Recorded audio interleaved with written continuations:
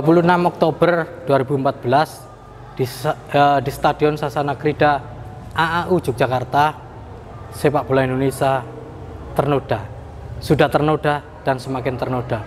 Ketika itu PSS Sleman melawan PSIS Semarang. Kedua tim sama-sama tidak mau menang. PSS maupun PSIS mencoba menghindari Borneo FC di semifinal divisi utama musim 2014. Ketika mereka sama-sama tidak mau menang, terjadilah sepak bola gajah.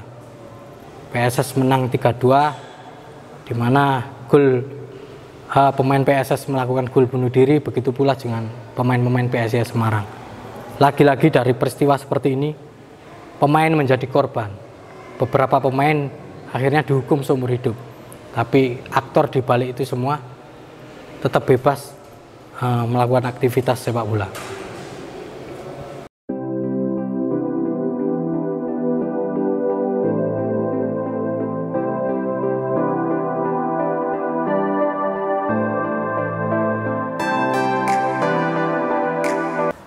Dan sore ini saya bersama dengan Agus Setiawan atau yang akrab disapa Awang.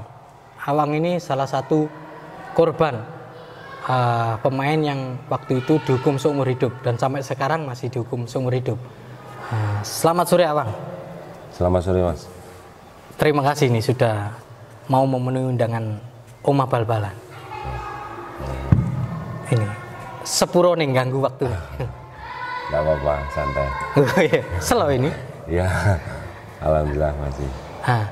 Wang, kalau bicara pertandingan PSS PSIS itu ya, seingat saya memang sepak bola gajah itu pernah terjadi ketika Persebaya ngalah dari Persipura 12-0 waktu itu.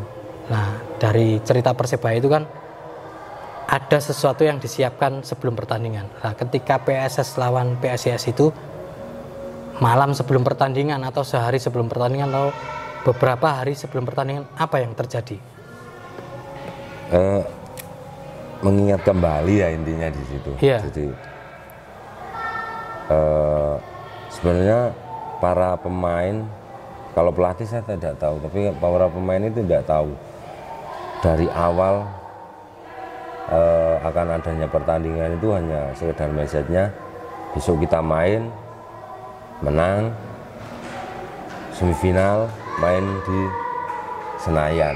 Jadi di situ ada pengaturan atau apa, ada hal yang kayak semacam settingan mungkin enggak ada. Saya aja nggak tahu kalau ada seperti itu. Hanya saja di waktu briefing pagi ya sebelum pertandingan sore itu kan biasanya kita habis pemanasan habis sarapan pagi. Ya, habis sarapan pagi itu kan kita ada meeting lah di situ. Yang biasanya kan saya mainnya gelandang Mas. Gelandang bertahan. Di situ saya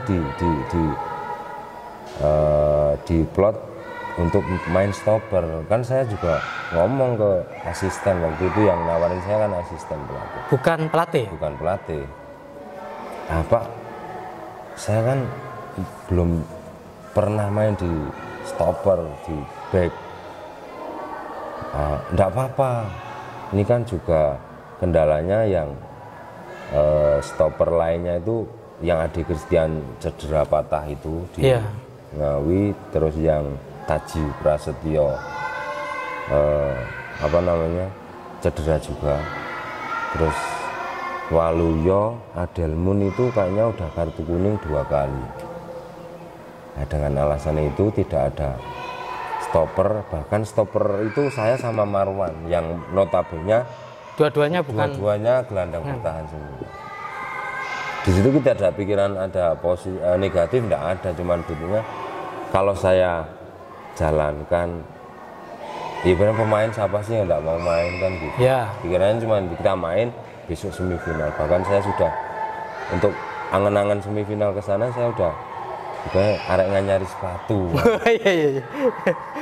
Wis nyiapno sepatu aja. Iya. Artinya malam atau sebelumnya itu sebenarnya nggak ada Nggak ada indikasi untuk ada kayak pengaturan apa itu kita Kalau nggak tahu. dari pemain itu Iya, sebenarnya pengennya menang. Pengennya menang. Kalau di kandang kan kita menang pasti dapat bonus. Iya, iya, iya. Kan, ya. Kan kita nyarinya ya untuk tambahan lah kan, bonus juga. Pemain sepak bola mana sih yang nggak mau main? Iya. Artinya apa ya? Settingannya itu terjadi kapan berarti? Kalau pas meeting itu kan baru penentuan pemain yang main. Pemain. Jadi, tapi ketika pertandingan sore di babak pertama itu hanya sebelum kita berangkat, kalau pelatih main seperti biasa, fight. Cuman di situ manajemen bilangnya jangan cetak gol dulu, kita main santai aja. Itu dari manajemen ya. Waktu itu manajernya Pak Parji ya. Dan sekretarisnya Pak Rumadi. Rumadi. Ya, artinya dari pelatih main seperti biasanya Iya, mau. iya. Kita pengen menang, pengen semifinal ya. Tapi di kejadian pertandingan babak pertama itu dari awal ya sudah kayak tidak sehat Bang. Soalnya kita nyerang dimarahi. Yang marahi? Ayo Manajemen. Pak Parsi itu. Aduh, ini gimana ini main bola? Mereka Semarang punya bola nggak mau nyerang, kita mau pressing ke depan nggak boleh. Sampai Simoniaga, ini babalan apa rek ini? Babalan orang ngegolkan ora oleh. Artinya berarti kan di sidang komdis disebut bahwa manajer tidak ada di samping lapangan. Ternyata ada ya yang nggak boleh pressing, nggak boleh cetak gol dari manajemen. Itu pernah kita utarakan juga di sana kan, cuman ya angin lalu yang seperti itu. Artinya pas babak pertama kalau nggak salah masih kosong ya. Kita kayak sepak bola itu kayak film Indosiar Mas, sinetron itu kan. Ini apa ini sepak bola kayak gini? Kita nyerang nggak bisa, nggak boleh, mereka nggak mau nyerang, bahkan kita punya bola nggak mau rebut. Iya. Babak pertama itu kita punya bola, kita coba pancing Semarang untuk rebut bola dari kita. Mereka malah ada yang ngobrol, ada yang pemanasan, ini main bola apa? Mungkin kalau waktu itu boleh diulang lagi, nek cara saiki arek nangis tapi izin. Nah, begitu break itu di situ ada instruksi untuk begitu break itu, jadi kita masuk ke dalam sudah semua di ruang ganti udah diam semua. Manajemen, setahu saya ya ada manajemen, pelatih itu masih ada di situ dan tidak ada kata lain, ibaratnya atau instruksi khusus apa enggak saya enggak tahu. Intinya yang awalan setelah babak pertama selesai, babak kedua itu kita di ban hanya di situ manajemen bilang siapa yang berani cetak gol bunuh diri. Dari instruksi dari manajemen ya? Dari Pak Parji bahwa siapa yang berani cetak gol bunuh diri. Kita semua diem, aduh ini gimana ya, sudah ada yang komen di situ. Diutarakan alasannya enggak? Kenapa harus? Ya kita intinya jangan sampai ketemu. Kalau kita mau lolos biasa, jangan sampai ketemu Borneo itu. Jadi diatur pokoknya kalau menang berarti ketemu Borneo di semifinal. Kalau kita draw aja tetap kita yang ketemu Borneo kan. Iya. Artinya disuruh ngalah berarti. Iya, disuruh ngalah. Cuman kan tim, awalnya tim. Ya. Tidak ada person. Itu saya belum sampai situ nanti. Bahkan saya waktu itu seperti saya omong ke kaptennya Anang itu. Anang ya. Coba bilang sama Pak Parji sama manajemen, ibaratnya mbok striker si junior apa si Moniaga suruh cetak gol yang banyak, kan kita nanti yang enggak, kita sudah mikir dong di situ kalau ini pasti nanti karena sanksi, kita sudah ya tetap mikir Apalagi yang saya notabene main bolanya memang perjuangannya aduh abot banget lah ya. iya. Malah di situ dia dimarahi sama Manajemen. Ya, dengan berbagai macam alasan lah, bla bla bla bla seperti itu. Ya udah kita diam dan tidak ada keputusan. Setengah main itu tidak ada keputusan. Ya teko suruh keluar, kita keluar pun saya sudah keluar di lapangan, cuman di sana ditinggal Hermawan sama Riono.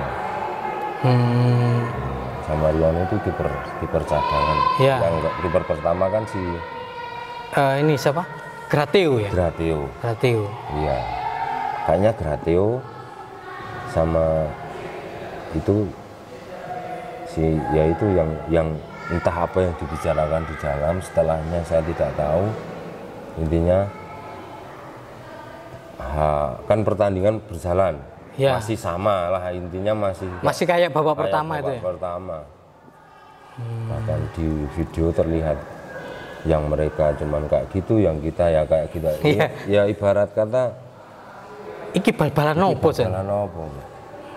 Saya punya pikiran pasti ini sudah nanti sanksi jelas.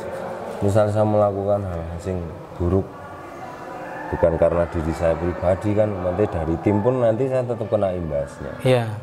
Orang saya sudah diingatkan setengah main itu sama waktu itu ada Muhammad Yunus, pemainnya Semarang. Kan dia cedera.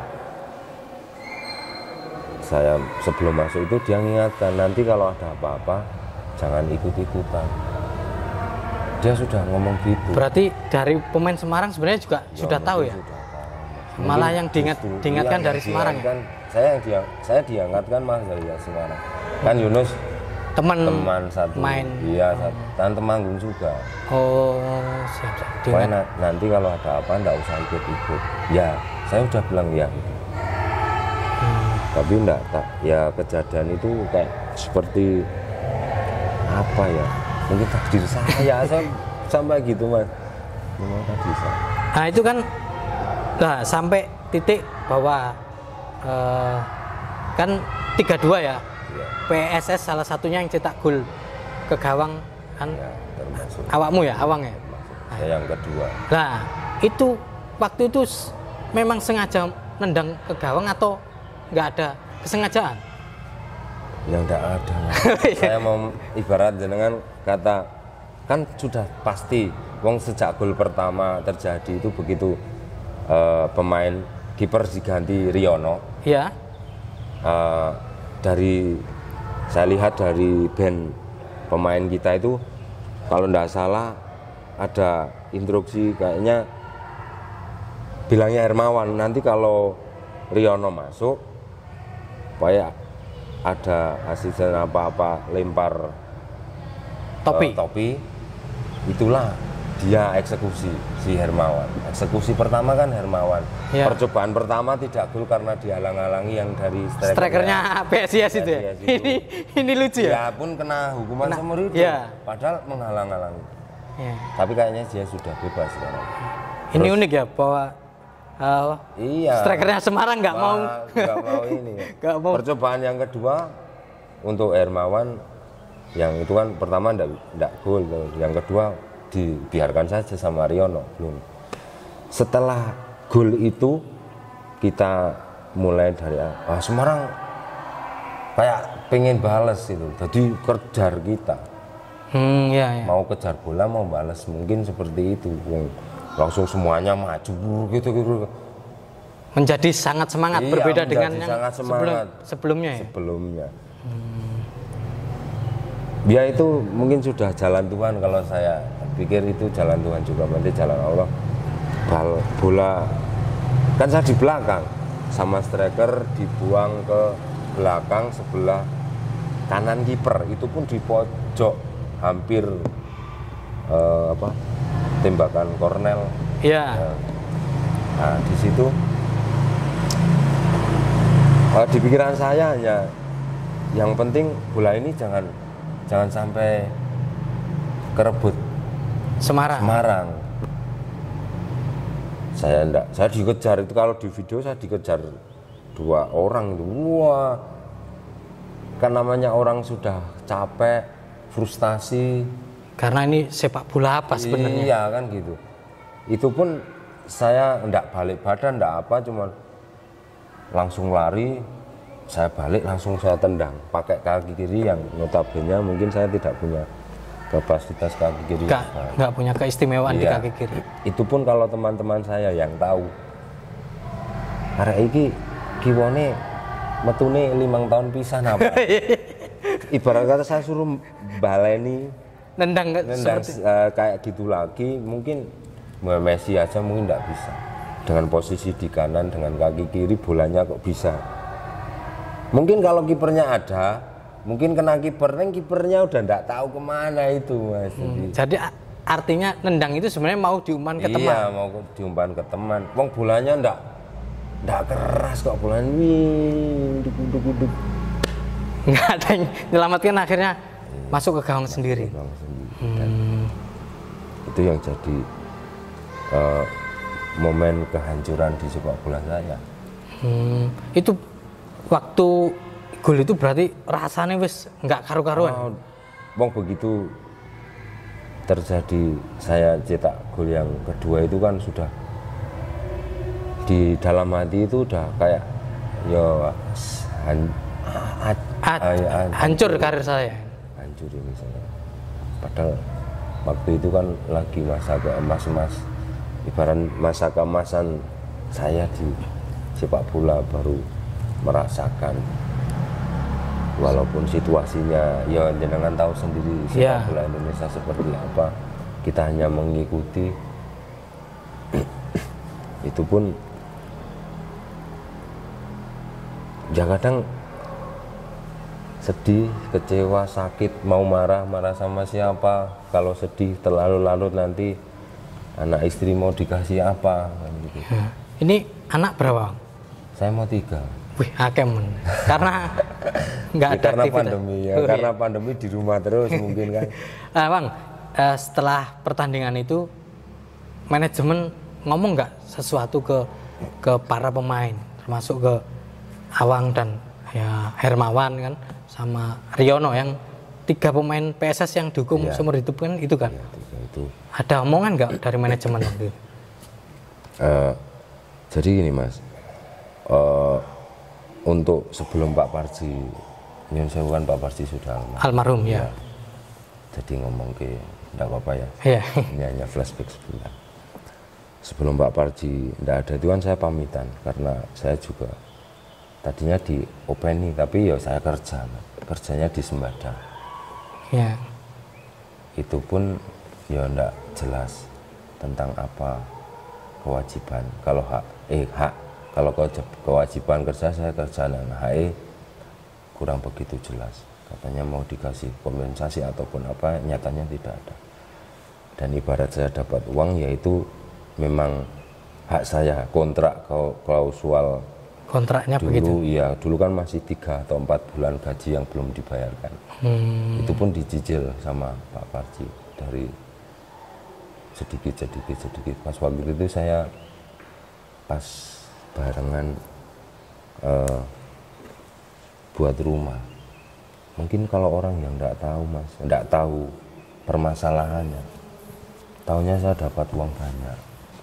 Dikira bahwa ada suap. Ada suap di situ, padahal malah gajinya dicicil malah ya. Iya, di situ itu pun tidak semuanya dikasih kayaknya, cuman yang kena hukuman seumur hidup itu.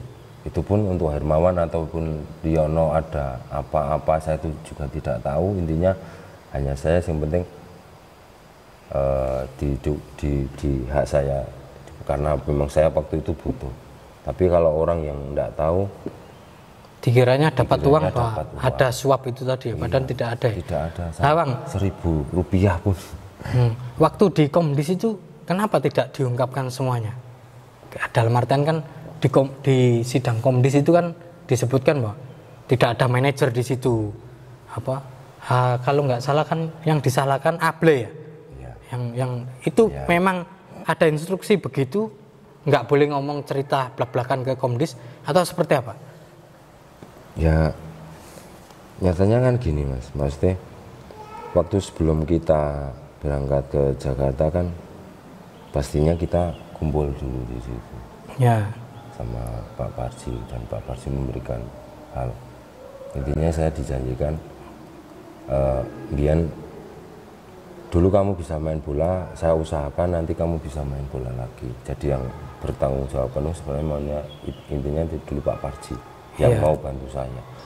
Tapi setelah Pak Parji enggak ada, ya saya kayak kalau orang, saya pernah buat story setelah Pak Parji enggak ada itu, anak gajah kehilangan bapaknya. Karena yang di sana yang lain sudah lepas, enggak mau tahu, hanya Pak Parji yang masih ibaratnya ya saya usahakan sebelum saya pamitan pulang tak nunggu di rumah pun ya sudah enggak apa-apa, nanti saya usahakan, saya juga beban. Bahkan Pak Parji pun pernah curhat ke saya itu hidup tapi kayak enggak hidup Bang. Makanya ya enggak lama. Tekanan batin waktu itu. Kan ada beberapa pengurus yang juga dihukum. Pak Sekretaris Tim ya. Sekretaris Tim Pak siapa namanya? Pak Rumadi. Pak Rumadi. Terus ada beberapa termasuk pelatih ya. Nah, waktu di Komdis itu posisinya seperti apa? Bahwa pemain semua cerita apa adanya atau memang sekedar ya formalitas saja ditakoni. Ya. Kayak gini Mas, jadi kita angen-angen datang ke Senayan itu kan main semifinal. Iya. Tapi kesananya nggak semifinal loh. Iya. Di sanksi Komdis itu saya datang, ada Semarang, ada saya, pertama kita dulu. Kita masuk, Hinca dan pengurus lainnya, kita tersangka ibarat saya, kapten, pelatih, manajemen ada di situ. Dan di situ enggak kayak sidang apa ya, kayak hanya sekedar dari Komdis itu seperti tayangan gini. Tayangan itu bisa kayak gitu gimana? Ini siapa yang suruh? Cuman itu toh. Jadi tidak ada kayak kita menyampaikan itu, enggak ada dikasih ruang atau waktu untuk kita menyampaikan apa atau yang terjadi di situ. Ya. Cuman ini kenapa kok bisa kayak gitu? Hinca itu bilang kayak sama. Gol yang kedua kan, yang pertama Hermawan. Siapa yang suruh?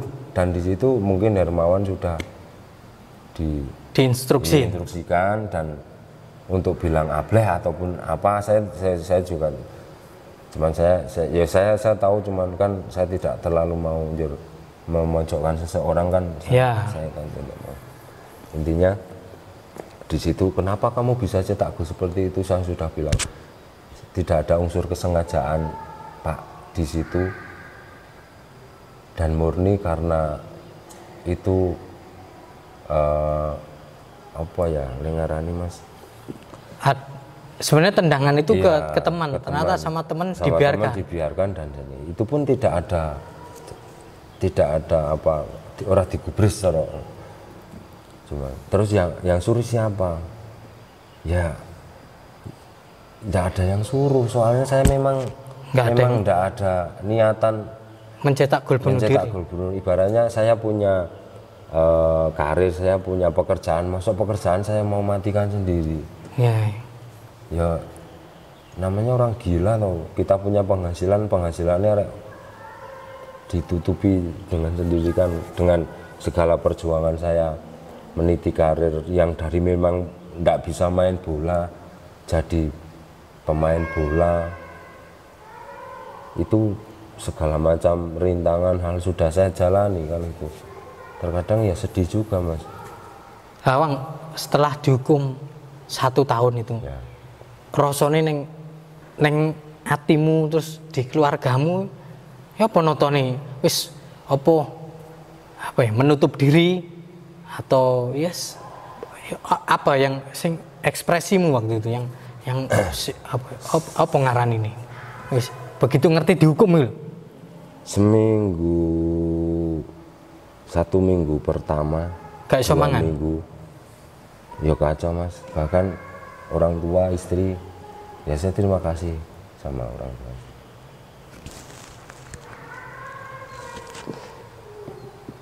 Siap. Kalem. Berat ini, berat. Artinya orang tua dan istri support penuh lah ke Awang ya, bahwa apa ini kehidupan ini harus dijalani lah. Awang setelah apa tuh? Super. Waduh, tadi nangis ini kan gak enak mengulang.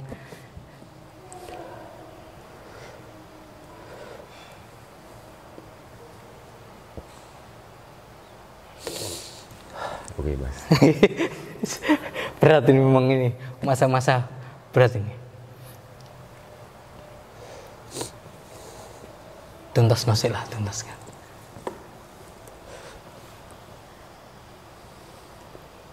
Terus sekarang kegiatannya apa Bang? Kalau kegiatan ini sekarang kan Mas, gak semongko. Apa itu semangko? Gelundang-gelundung. Gelundang-gelundung. Artinya ya karena wis gak iso bal-balan. Iya. Sebenarnya jalannya sebenarnya ada di sepak bola, tapi begitu sepak bola nggak ada, nganggur ya.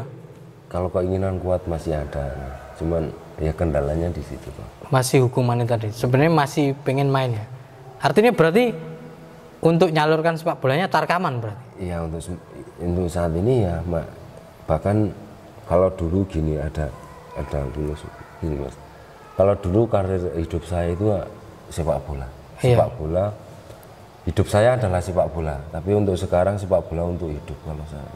Dengan sepak bola ya saya menghidupi keluarga ya. Keluarga. Ya tidak seberapa hasilnya, tapi yang penting masih ada rutin. Ada rutin. Tapi posisi pandemi gini kan jarang ada tarkaman. Ini hampir 6 bulan saya enggak tarkam. Hampir pandemi terakhir itu ada 1-2, terus setelah itu dibubarkan enggak rampung. Cuman ini sudah mulai ada di Solo atau di Magelang. Cuman kan tidak seantusias atau serame ketika pas tidak pandemi. Lah di luar itu berarti apa yang dilakukan untuk tetap nguripi anak istri ini? Saya serabutan juga, nanti mau apa kerja juga. Jadi buruh apapun. Iya.